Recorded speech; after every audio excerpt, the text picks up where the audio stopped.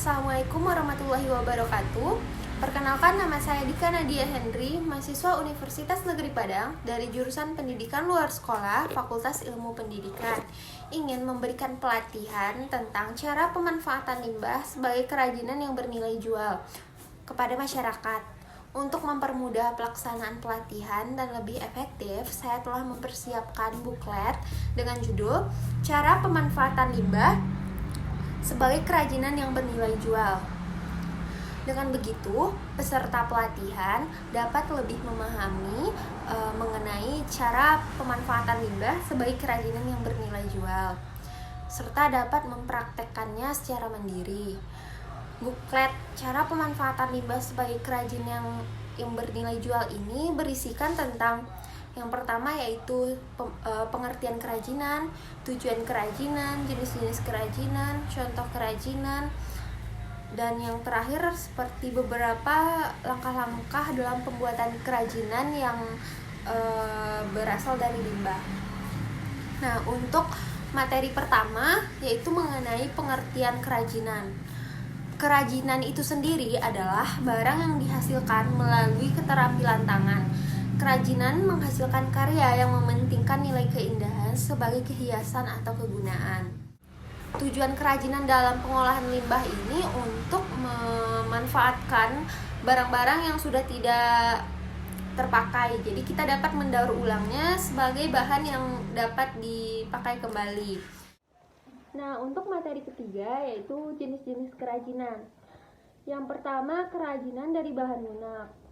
Bagiannya ada dua, berbahan lunak alami dan berbahan lunak buatan. Berbahan lunak alami misalnya seperti tanah liat, kulit, getah, bubur tisu, foreplay, dan lain-lain.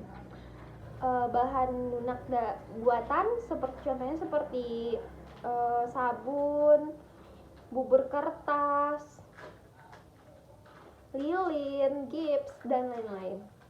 Yang kedua, kerajinan dari bahan keras. Jenisnya juga ada dua, bahan keras alami dan bahan keras buatan. Contoh bahan keras alami seperti tempurung kelapa, batu, kerang, dan lain-lain. Bahan keras buatan seperti kaca, logam, kawat, dan lain-lain. Yang ketiga yaitu kerajinan dari limbah berbahan lunak.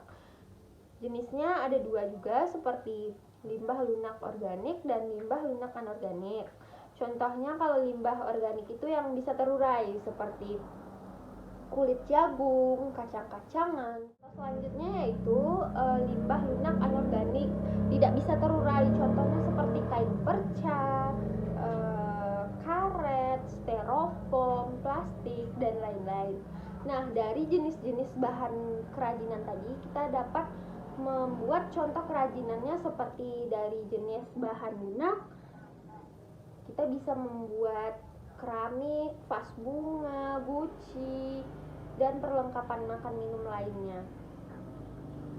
Dari jenis yang kedua, kerajinan dari berbahan keras, kita dapat membuat seperti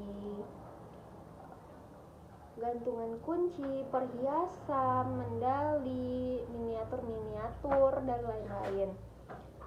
Dan dari contoh kerajinan limbah lunak, kita dapat membuat seperti keset dari kain perca, membuat keranjang sampah, dan lain-lain. Dari selanjutnya yaitu beberapa contoh dan langkah-langkah dalam pemanfaatan limbah sebagai kerajinan yang bernilai jual. Contohnya seperti lampu hias dari sendok plastik, dapat kita lihat dari buklet yang sudah saya sediakan. Banyak cara untuk membuat lampu hias yang unik dan menarik agar dapat memperindah desain rumah Anda mungkin. Nah, apabila kita memiliki jiwa kreatif yang tinggi, akan cukup mudah dalam membuat lampu hias ini dengan bahan-bahan yang sangat mudah ditemui.